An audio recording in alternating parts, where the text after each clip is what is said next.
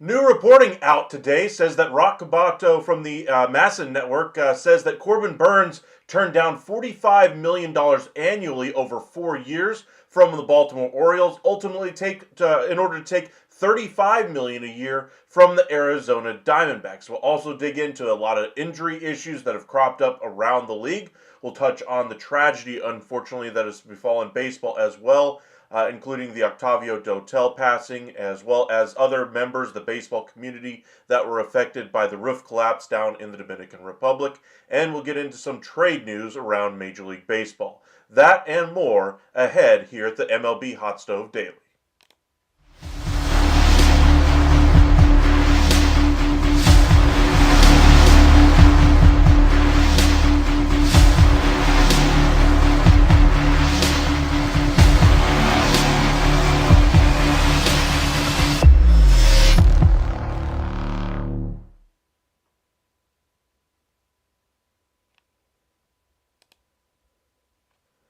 And welcome into the MLB Hot Stove Daily here at the Upside Sports Network. My name is Michael. Appreciate you guys joining us late on a Tuesday evening. A lot of news around Major League Baseball, but before we get into all that, be sure to hit that thumbs up at the bottom of the video. Goes a long way to helping us out here at the Upside. You guys have no idea how much it means to us when you guys do hit that thumbs up, so we really do appreciate it. Please and thank you. Follow us over on X at UpsideSN if you'd like to be notified whenever we do go live in the future, or on Facebook at Upside Sports Network. Well, we'll start our show off on a bit of a somber note. Octavio Dotel, the sister of Nelson Cruz, both unfortunately perished after the roof collapse at a club in the Dominican Republic. Multiple other casualties were involved as well.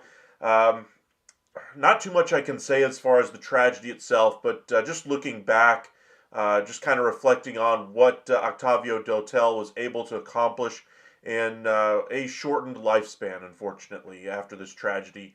One of the most experienced, well-traveled relievers, one of the most consistent relief pitchers I can remember from my childhood going through into my teen years, into early adulthood. He was always a consistent performer no matter where he was in Major League Baseball. He was always a pitcher in demand, somebody who was always thought well of around the league. Nelson Cruz unfortunately had his sister pass away, and we'll hopefully, with Octavio Dotel and the sister of Nelson Cruz and many other casualties there, just thoughts and prayers, of course, with the friends, family, loved ones of those, and just hopefully we can avoid having more horrible things happen. But unfortunately, the world does exist. Things do happen, and life carries on.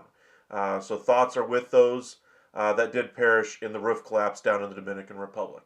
All right. Do appreciate you guys joining us. Welcome in, Heel. We'll get into some of the baseball news next. Rock Kabatko had some groundbreaking news, anyway, about the free agency pursuit of Corbin Burnes.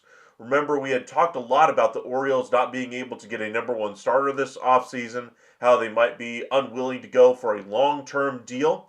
Well, it does sound like they were willing to go there on a short-term deal. Remember, the biggest free agent contract or biggest contract that they've ever signed in their history was the Chris Davis deal for, I believe, 7 years, $161 million. This Corbin Burnes deal would have been 4 years at $180 million. In case you guys want to do the quick math on that, that's $45 million annually that would have gone to Corbin Burnes. Obviously, we know what happened this offseason. Corbin Burnes was the one who reached out to the Arizona Diamondbacks. Diamondbacks were not the ones pursuing him. He wanted to play closer to his home or to his offseason home in Arizona, and he just found a deal that worked for him.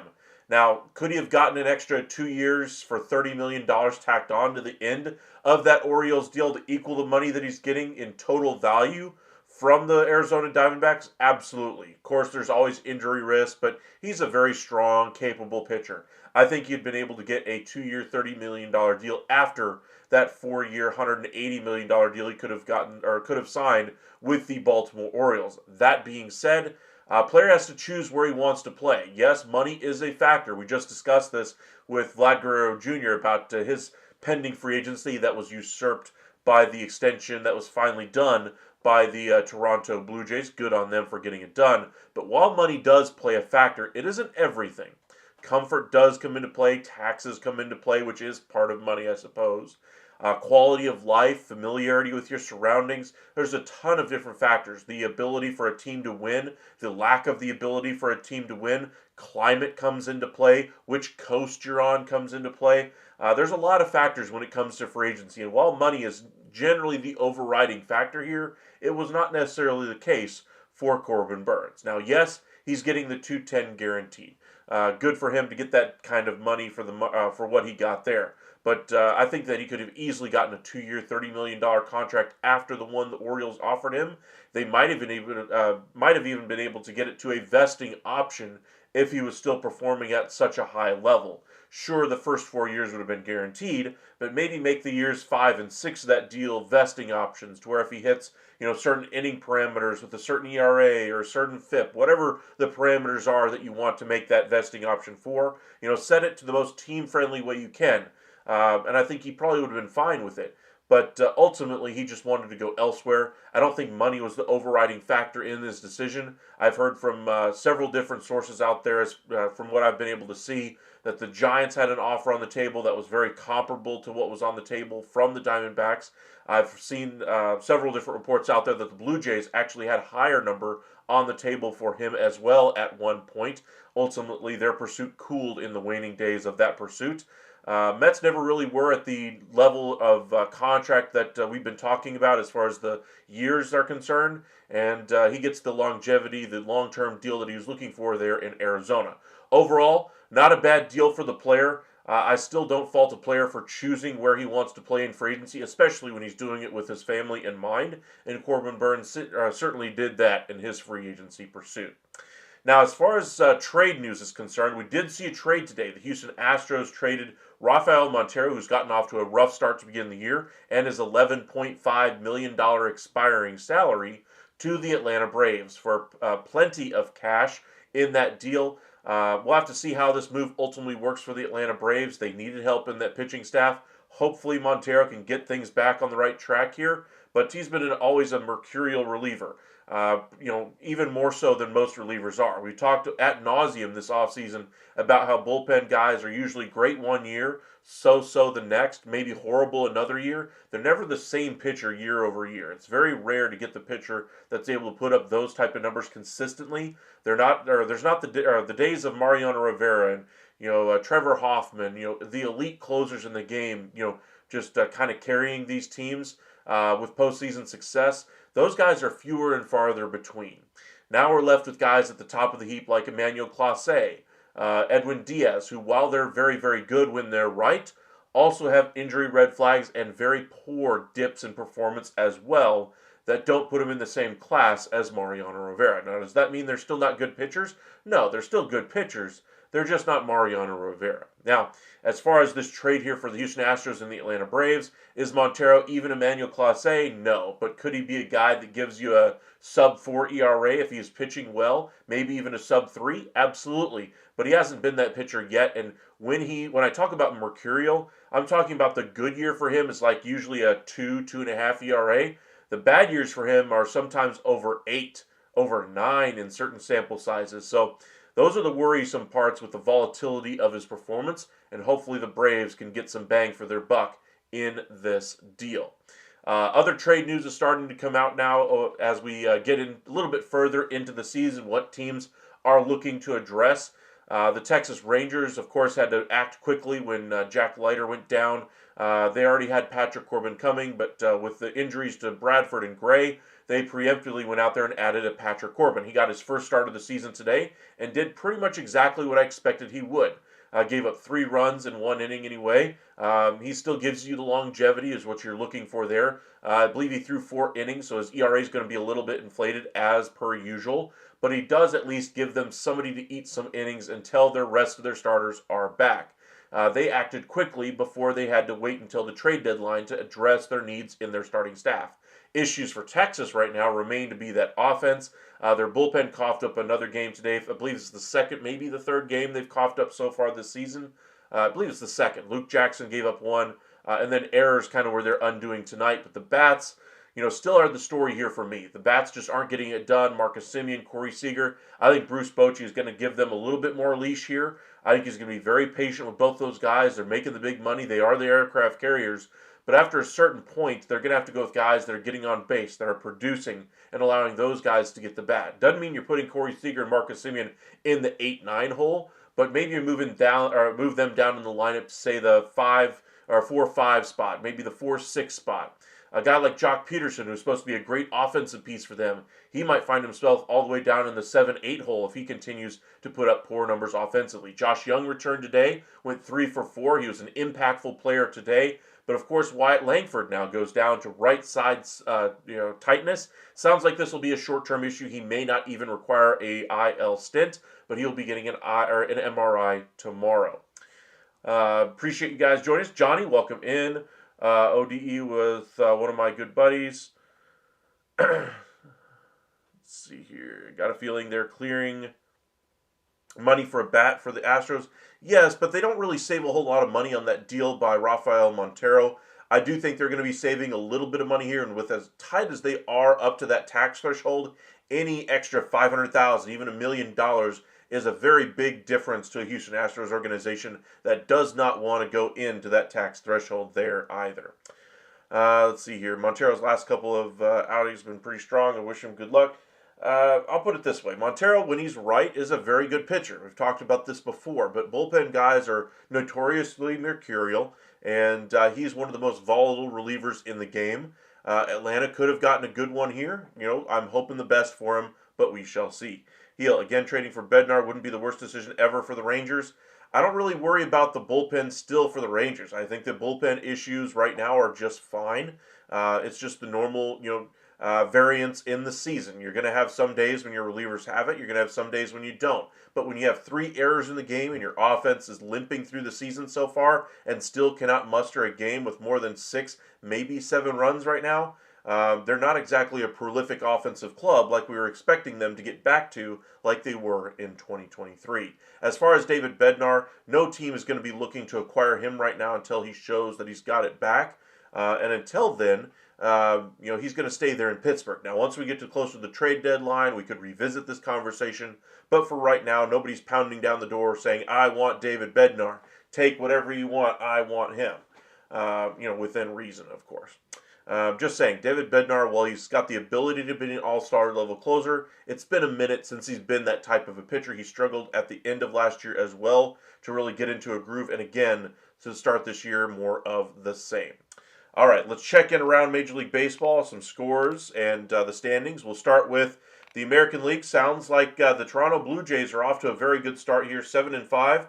But the rest of the division is kind of holding its water, or kind of holding in a pattern here. Nobody's really jumped out to a crazy lead. Nobody's really fallen off the face of the cliff here. Everybody could go up or down a couple of games here or there. My pick to win the division before this season, the Boston Red Sox have climbed back to 500, even after losing two straight now. I still think they're in good stead right now to win the division. Same goes for the Yankees after what was expected to be a little bit of some struggles with their pitching staff. Their offense has done more than enough to carry them through some of the issues they've had here pitching wise to start the season. Orioles, a little bit of an underachiever here early, but we kind of knew that coming in with their pitching staff that they were still going to be a good regular season team. We had the questions about how the Orioles would face up against another team that was a contender in a postseason series with no true number one, and we kind of see a little bit of taste of that here at the beginning of the season as everybody kind of has their matchup set up for how they want to go into the start of the season here. But as you get into a little bit later in the month, you're going to kind of see baseball just get back to the norm here. You're going to see the Orioles' talent rise to the top here. You're going to see some of those good number 2, 3 type starters really have very nice starts out there, and they'll kind of have a nice season there. Now, is it a team that wins the division? As currently constructed, I would lean no. I don't judge a team till like 2 months into the season. Kind of my thoughts as well, but early starts can either really derail your season, or they can kind of at least keep you in contention. I don't think anybody here is running away with any division in baseball right now. Tigers have had a nice little win streak here. They've won 5 in a row. They beat the Yankees anyway. I believe they shut them out 5-0. Tarek Skubal was fantastic once again, as expected. Royals, my pick to win the division, 6-5 on a 3-game win streak. So an AL Central that had a bunch of 2-4 teams, the White Sox leading the division about a week ago. Certainly the tables have turned. White Sox now 2-8 on the season. AL West is a surprise here. The Angels find themselves on top 7-3. Texas, their pitching's been decent here, outside of a couple of big run games anyway. 14 runs allowed anyway to the Cincinnati Reds, 10 tonight to the Chicago Cubs. They find themselves at 8-4 currently on the season. Then the rest of the division is kind of languishing right now. Athletics are really suffering the adverse effects of their ballpark. Mariners, they lose Victor Robles for a period of at least 12 weeks here. Hopefully he comes back healthy. That catch he made was incredible. Was watching it live actually on MLB.tv. That was a crazy catch he made. And it looked like he had at least suffered some type of major injury when he crashed into there, just the way it sounded when he hit the net. Astros just can't do anything offensively. Their pitching has been much better than expected. Good for them. But the Mariners, we knew what was going to be the issue coming into the season was the offense, and the issue is the offense. We'll see if they correct it. Mets now find themselves on top in the NL East. Currently, they're on a 6-game win streak. 8-3 on the season anyway. Marlins are off to a decent start anyway, along with the Nationals.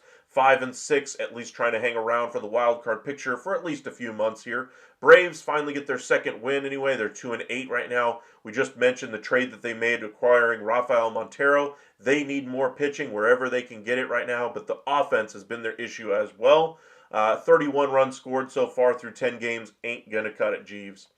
All right, NL Central, the Cubs have looked very, very good so far offensively this year, already up to 94 runs in only 14 games.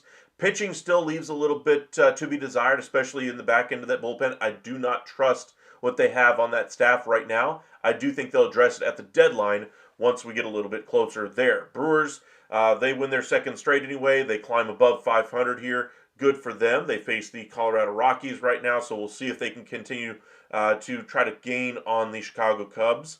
And then in the NL West, Padres currently sit 9-2, Giants 8-2, Dodgers, they lose their third straight anyway. They're now 9-4. So Dodgers are still a good team. I think they've got some kinks they're trying to iron out right now. They will figure it out. They are that talented. My prediction of them beating the best record ever for a team in the regular season, I still think that has a very good chance of happening as well. All right, Steven, welcome in. The Yankees are falling as the offense has slowed. Couldn't agree more. They can't face the Brewers every game. I agree with you on that one. I think the Brewers pitching staff and the offense just came out and just meshed so well for the Yankees in that first series. But things have kind of been up and down as you would expect during the baseball season. They're not going to go out there and hit 5 home runs every single game. but they need to come through a little bit better offensively at times than what they've done in some of these losses they've taken so far early in the season. He'll want to talk about a cold team. How about them Twins? Absolutely. The Twins, I thought, were a team that was going to be another underachieving team this year. Even though they have the talent entering the season, I thought they'd be a seller at the deadline. It looks like my prediction is going to hold true. The Twins have had a rough start to the year. I do think they'll be parceling off some pieces here as they try to make their team a little bit more attractive for for other future potential owners to try to make a bid for the franchise. Let's see here. Mets pitching has been lights out. It has. That's been the surprising part there. While the pitching is not expected to hold at this level of production so far, they've only allowed 27 runs and scored 45. We thought the offense would be what got them through with the injuries in their starting staff to start the year and with the absence of a true number one outside of Senga being on that roster. I thought the Mets pitching staff would have to be kind of hoisted up a little bit here by the offense, and it's kind of been the other way around. The pitching staff's done a really nice job here. Offense, while good, hasn't been as good as we expected. So good on the Mets for such a good start to their season. We'll have to see if this progression continues through the rest of the year. All right, let's just check in on a few other headlines from around Major League Baseball. Ronaldo Lopez will be shut down for 12 weeks. No shocker there. We knew with the injury to his shoulder, he was going to be out to at least after the All-Star break. No surprise on that news there. Victor Robles, as I mentioned, after crashing into the netting there, had some shoulder injuries. He's going to miss at least 12 weeks as well. I would expect after the trade deadline at earliest. That injury to his arm, it was so painful for him, he couldn't even walk off the field. They had to cart him off the field. It was that much, or he was in that much pain from that collision that he had against the netting wall area there in San Francisco.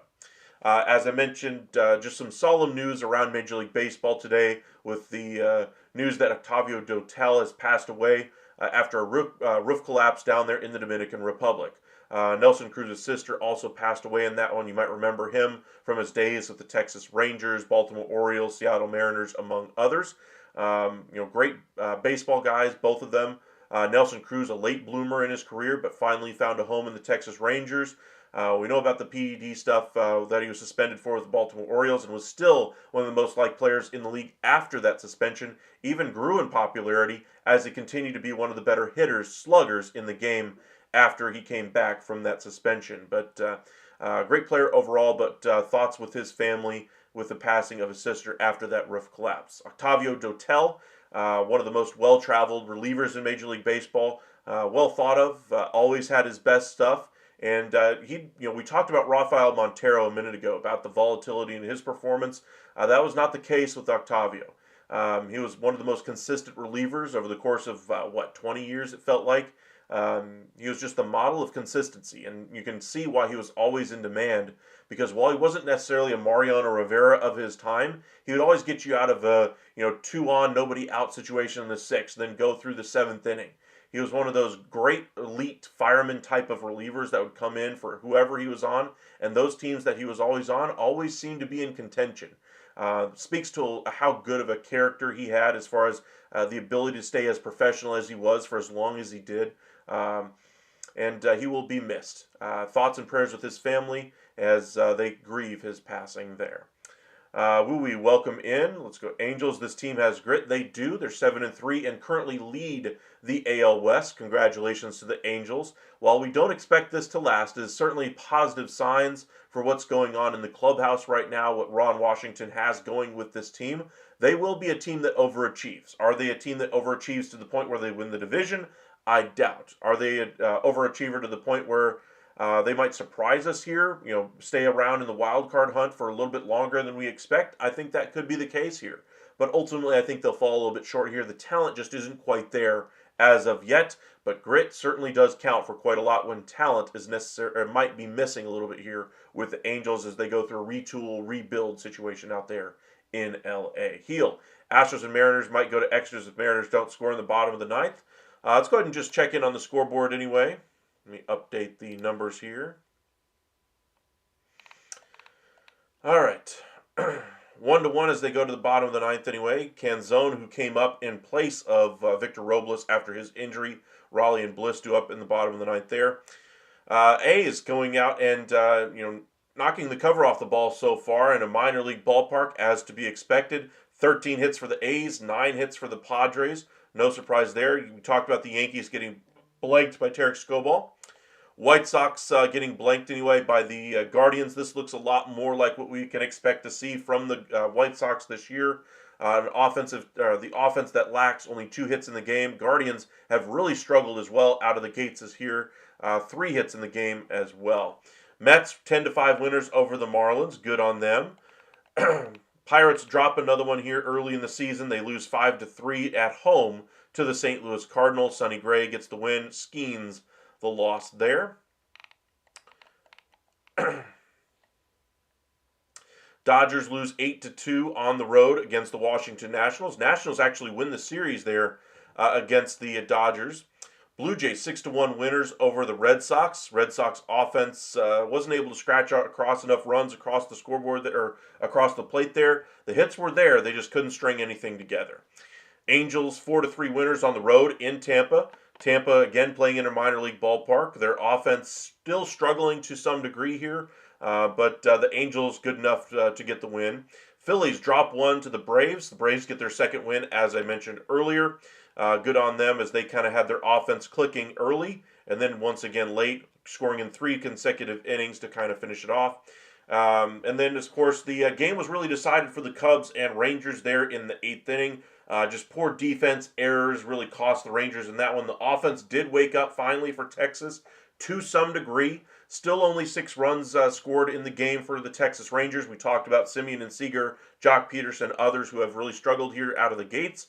Bochy's a very patient manager when it comes to his veterans on his roster. He will ride them until the cows come home, and then even then he'll still leave the porch light on. As far as how this pertains to the struggling hitters in the Rangers lineup, I think they'll stay in the spots that they're in right now for the foreseeable future. Give it a couple weeks and they might reconsider that position if they're still struggling to the level that they are right now.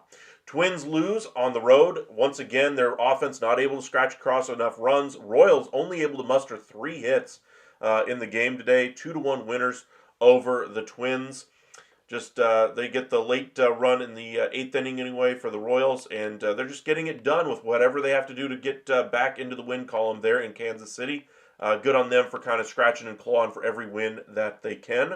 Brewers, their pitching staff really needs a team to get healthy against, and this is the team here. Rockies are certainly good for that one, to lower your team ERA, to lower your own personal ERA. The offense is not a very good one there in Colorado. Brewers pitching staff is thin at best. Not great talent left on the roster currently, but they certainly do have some veterans that are capable, and they're going to have to rise to the occasion here if the Brewers are hoping to push the Cubs in the division, because right now the Cubs look every bit as good as advertised, or at least they self-advertised. I don't think any of us thought the offense would be this good out of the gates, and it's been fantastic. Kyle Tucker, they really struck it rich there with that one, but they certainly paid the price to be able to bring him in from the Houston Astros. Diamondbacks 4-3 winners over the Baltimore Orioles. No surprise. All the talk anyway was about Corbin Burns and the turned down contract from Baltimore. Ultimately, Charlie Morton takes the loss here. Merrill Kelly anyway gets back in the win column after having a rough outing his last time out. 5 hits in the game for the Diamondbacks. Their offense looks like it's still struggling a little bit over the last couple of days. We'll see if they can kind of get back on the right track here. Giants get shut out once again, unfortunately. Reds have been a little bit all over the place as far as their team right now. They lose a bunch of games 1-0. They win a game tonight anyway, 1-0. Things do even out anyway, I suppose, is what the adage always is. But the offense needs to get going there in Cincinnati if they're hoping to be a contending team. 1 run on 8 hits tells me they're not stringing enough hits together. And then the pitching staff. They've done a really nice job over the course of this season, and I'm impressed by what they've done. Let's see if they can keep it up with Terry Francona managing this team. Alrighty, try to catch up on a few of these comments here. Steven, I missed a day. Did you talk about the Pirates and Roberto Clemente? I did not, actually. In fact, we'll go ahead and do that right now. In case you guys missed the headline, Roberto Clemente's family was upset about an advertisement replacing the plaque that had always been there for Roberto Clemente. Ultimately, the team decided that it was a poor decision, and they apologized to the family and are putting that plaque back up for him, as it should be. But teams are always looking for new avenues to make money, and wherever they can do it, they're going to do it.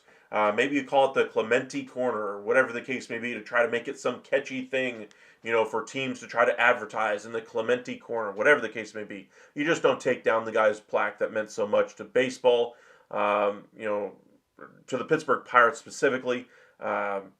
Just a tough situation that wasn't really thought through anyway by the team that does some of the ad revenue there. Maybe talk to somebody first, ask, hey, maybe we shouldn't be taking down this plaque. What are your thoughts? Maybe we want to, modernize or try to make more money. And we always talk about how the Pirates don't have a lot of money. This was a revenue stream that they were trying to tap into. Unfortunately, they just went about it the wrong direction. I'm sure there are other ways that they could make it happen if they really wanted to push the issue, but they shouldn't have taken down his plaque in order to get it done in the first place. D-Rod, welcome in. The Rays and Angels game had a great bottom of the ninth. Glad to hear it anyway. Angels better enjoy it. I don't think it'll last long, but they're certainly off to a nice start, and I'm happy to see it for Ron Washington. It's going to be a long season, I'd imagine, at times this year for the club, but getting the Rays in a AAA ballpark when their offense is struggling is a nice way to at least get rebounded here. Let's see here. The Rangers may get the best record in the AL. I don't see an AL East team getting 95 wins. I don't think that we're going to see a team get or not get over 100 wins, I should say. I do think there'll be at least a couple this year. Might sound like a lot anyway, but I do think I do think that the talent is there on these teams that could get over that 100 win threshold. As far as 95 wins, I do think there'll be a couple of teams in that 90, 95 range. Remains to be seen how high some of these teams go. Red Sox, are they a 100-win team? Orioles, are they a 100-win team? We shall see. D-Rod, did you see the Philly center field let the ball drop right in front of him in the first inning tonight? Terrible play. I did not see it, but, defense has been a little bit of a mystery across baseball over the last couple of days. Hopefully it's just the early season jitters is what I'd call it at this point, and they settle down as the year goes along. Got extras in Seattle. Astros coming to bat. All right. Extra innings baseball is always fun. I think Clemente is the only Pirate to win 2 World Series. Okay. I don't know that information off the top of my head, so I'll take your word for it. Heel. I just hope we don't go 18 innings again. I hear you. Welcome in, Holly. Appreciate you joining us once again. Nothing good last nothing good last for the Angels. Cough, cough, Ohtani.